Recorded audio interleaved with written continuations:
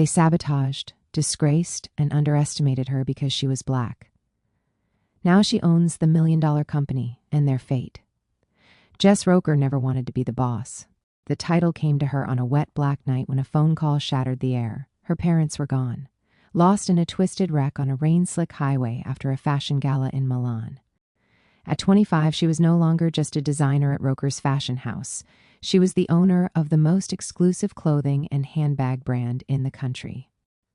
Her parents had groomed her for the craft, not the business. She could sketch a gown in seconds, feel the fabric between her fingers, and know the supplier by touch. But contracts, numbers, and negotiations? Those were things her father had handled, supported by his inner circle, Sammy, June, and Marshall. They'd worked for the Rokers longer than Jess had been alive, and while they were polite enough, she'd always sensed the frost beneath the surface. They tolerated her, yes, but only because she was a Roker. Now, with her parents gone, Jess felt like a trespasser in her own company. She needed someone she could trust.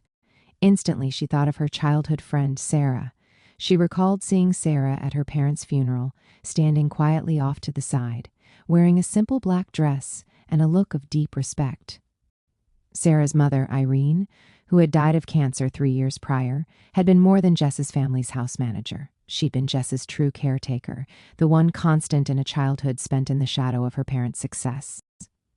Sarah had spent countless afternoons in the Roker mansion. She was always happy to go to work with Irene because it was a great escape from the shabbily furnished tiny one-bedroom they lived in.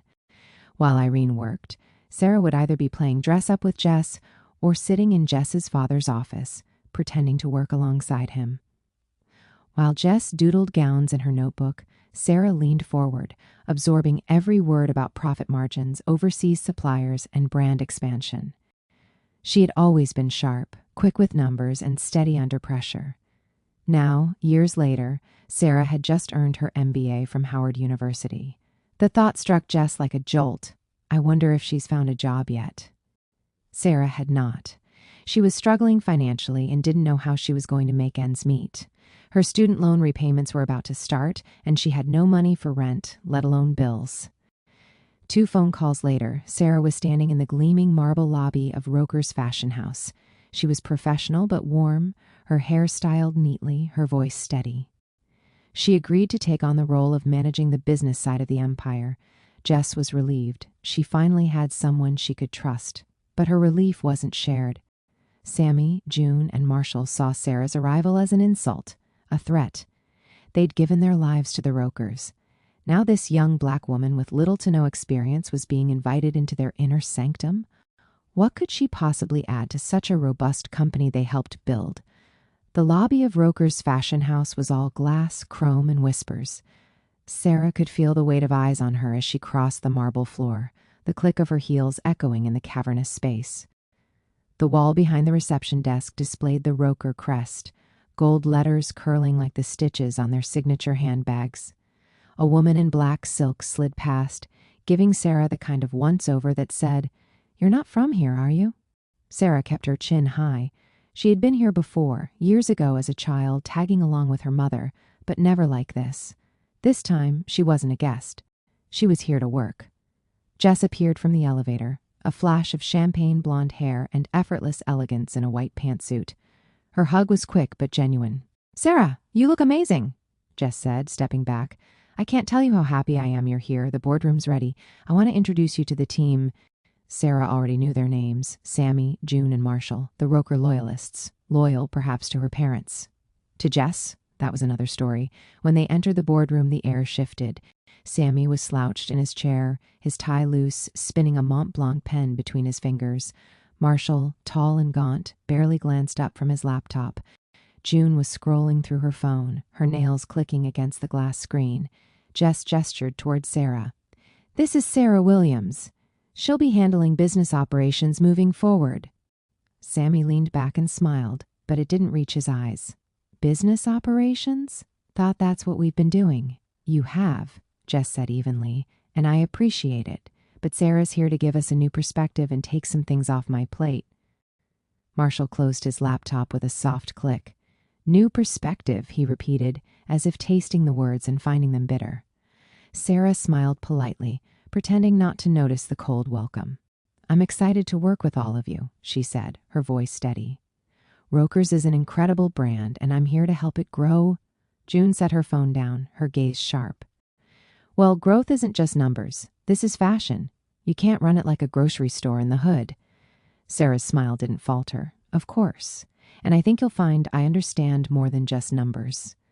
The silence that followed was thin and sharp, like the seam of a too-tight dress. Jess moved on quickly, outlining upcoming projects, but Sarah could feel the undercurrent in the room. The unspoken question in every glance, who does she think she is? By the end of the meeting, Sarah knew two things. One, Sammy, June, and Marshall weren't going to make this easy. Two, she'd been underestimated her whole life. This would be no different, and if they thought they could push her out, they were in for a surprise. Sarah's first week at Roker's was a blur of meetings, spreadsheets, and contracts. The pace didn't intimidate her. She thrived under pressure. By Friday, she'd already identified several leaks in the company's profits and spotted an opportunity to partner with a luxury accessories distributor in Paris. It was the kind of deal that could open Roker's to new markets without diluting the brand, a win in every column. She stayed late that night, finalizing the proposal, her desk lamp casting a pool of light over the contracts. Outside the office windows, the city glittered. She emailed the deal terms to the Paris contact, CCing Jess and Marshall for visibility. By Monday morning, she was ready to move forward. She entered the boardroom with her notes neatly organized, expecting a quick green light. Instead, Marshall's seat was empty. "Where's Marshall?" Sarah asked. Sammy smirked from his chair. "Oh, he's in Paris." Sarah blinked. "Paris? Since when?" "Left Saturday," June said casually, stirring her coffee. "Had some urgent business with our distributor there." Her pulse ticked up. "The same distributor I've been negotiating with?" June sipped her coffee without answering. Jess looked confused. "I didn't approve a trip," Sammy shrugged. "Marshall's been handling our international accounts for years. He probably thought it best to take it from here. No offense." Sarah's jaw tightened, but she kept her tone even. "Funny. The contact in Paris told me this was the first time anyone from Roker's had reached out in over a year. Now suddenly there's an urgent trip?" June's lips curled into something that wasn't quite a smile. Coincidences happen. The meeting went on, but Sarah barely heard it. Her mind was already spinning. By lunch, she got her answer, an email from the Paris distributor. "Dear Ms. Williams, we appreciate your proposal, but we have decided to continue working with Mr. Marshall on this matter. Thank you for your time. No explanation, no negotiation, just a closed door." She stared at the screen for a long moment, the words burning into her vision. She knew exactly what had happened. Marshall had gone behind her back, claimed the deal as his own, and shut her out entirely. In any other job, she might have considered walking away. But this wasn't just any job. This was Roker's, and she wasn't about to let three bitter gatekeepers run her off. If they wanted a fight, she was more than ready to give them one. By the end of Sarah's second month, the tension in Roker's boardroom could be cut with shears. Every idea she pitched was met with thin smiles and skeptical questions. Every win she secured mysteriously unraveled days later. The whispers started. Deals she'd supposedly mishandled, clients she'd offended, numbers she'd botched. None of it was true, but the rumors were relentless, and they were always delivered to Jess by the same three mouths. Jess held out for as long as she could. She defended Sarah in meetings, urged the others to give her time, reminded them of the changes already improving the company's bottom line. But the pressure mounted. Sammy, June, and Marshall cornered her in private, their voices low and urgent. "Jess, we're only thinking about the company," Sammy said. "She's making rookie mistakes," June added. "We can't afford this," Marshall concluded. By the time Jess sat across from Sarah in her office, she looked exhausted. "I don't want to do this," Jess began, "but I think it's best if we part ways." Sarah's heart sank. "You believe them?" Jess's eyes glistened. "I don't know what to believe anymore." Sarah didn't argue. She stood, nodded once, and walked out with her dignity intact. But as the elevator doors closed, Jess's chest ached with guilt. Months later, Jess stayed late at the office, determined to catch up on some filing her assistant had left for her. That's when she found the envelope that her parents' attorney had given her at the reading of their will. She was too grief-stricken to read it, so she put it in her desk drawer for safekeeping. She took a deep breath as she opened the envelope, yellowed with age, tucked deep inside a folder labeled Personal, CR. It was her mother's handwriting. Jess slid the letter free and began to read. Jess, if you are reading this, it means your father and I are gone, and there are things you must know. Her mother wrote of the night Philip confessed. The affair. Irene. The child. Sarah. The rage and humiliation Kathy felt, the quiet way she almost left, and the choice she made to stay. Philip had insisted they help Irene, not just with money, but with stability. Hiring her as the family house manager was his way of providing for the daughter he couldn't acknowledge publicly. Kathy agreed, not out of forgiveness, but to control the situation, to protect the family image. Jess's hands trembled. Sarah wasn't just the daughter of the woman who had raised her. She was her sister whom she had fired. As Jess was processing all that was revealed to her in that letter, she kept herself busy with work. Some days later, she sat at her desk, and an email popped into her inbox, an anonymous message with attachments. She opened the first file and froze. Screenshots, recordings, documents. Every single act of sabotage Sammy, June, and Marshall had committed against Sarah.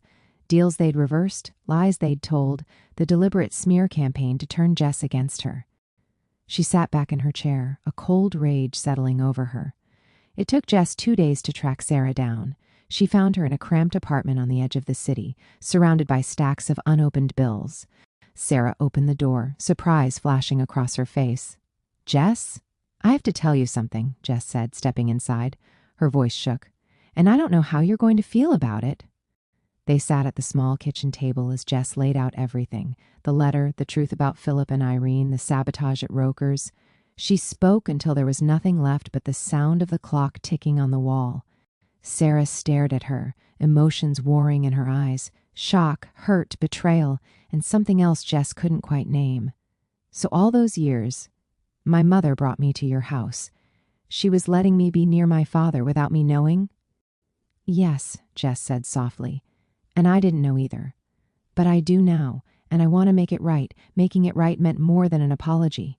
Jess brought in lawyers. She rewrote the will her parents had left. When it was done, Sarah owned half of Roker's fashion house and half the inheritance Philip had left behind. She went from not knowing how she was going to pay her bills to being a millionaire in a matter of days. The day Sarah walked back into the building, she wasn't just an employee, she was co-owner. Her first act was swift and decisive. She called a meeting in the boardroom. Sammy, June, and Marshall were waiting, their smugness still intact, until Sarah slid 3 folders across the table. Termination papers, she said. Effective immediately, Sammy sputtered. You can't. I can, Sarah cut in, her voice like steel. And I will. You've been poisoning this company for years. That ends today. As security escorted them out, Jess stood beside her, a quiet pride in her eyes. For the first time, Sarah felt the weight of the Roker name and knew she was strong enough to carry it. 1 year later, Roker's fashion house looked very different. The marble lobby was still there, the gold crest still gleaming on the wall, but there was a new energy, alive, purposeful. The air buzzed not with whispers and politics, but with creation. Young designers filled the workrooms, sketching bold ideas that challenged the industry. Jess and Sarah stood together on the rooftop garden Jess had commissioned, a space for the staff to breathe, to think, to be inspired. The city skyline stretched before them, and below, the hum of the showroom's grand reopening echoed upward. Sarah wore a sleek navy dress, her hair catching the last rays of the setting sun. Jess, in a black dress of her own design, lifted her champagne glass. To new beginnings, Jess said. Sarah clinked her glass against hers. And to family, the real kind. Since becoming co-owner, Sarah had pushed the brand to expand into sustainable materials and mentorship programs for young designers from underrepresented backgrounds. The changes drew praise from fashion critics and attracted a new generation of loyal customers. Sales were up, so was morale. Sometimes Jess would catch herself thinking about her parents, about the secrets they'd kept and the mistakes they'd made. But she no longer felt trapped by them. With Sarah by her side, she was building something better. As they turned to head back inside, Sarah paused, looking over the edge of the roof at the street below where the giant Roker's billboard gleamed. Never thought I'd see my name up there, she said quietly. Jess smiled. Get used to it. It's ours now. Inside, the music swelled, cameras flashed, and the crowd parted for the two women who now ran one of the most prestigious fashion houses in the world. Side by side, sisters and partners, they walked into their future, ready to defend it from anyone who dared try to tear it down